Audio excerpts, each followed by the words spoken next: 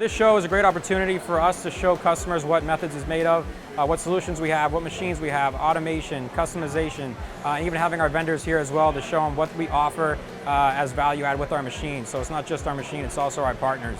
And also getting to meet the customers here.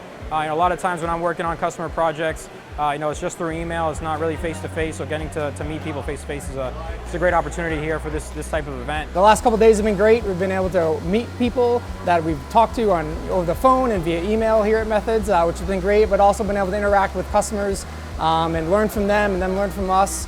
And it's just been a great couple of days overall. This is our first open house here in Sudbury, Mass. since 2018.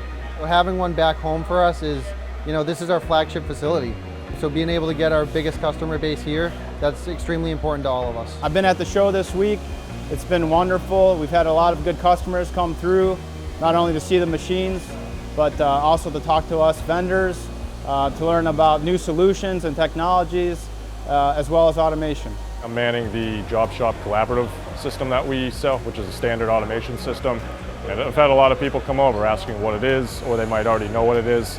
And it's good to see that. I've noticed a lot of them seem very interested in what we're offering. Last couple days of the Methods show has been great.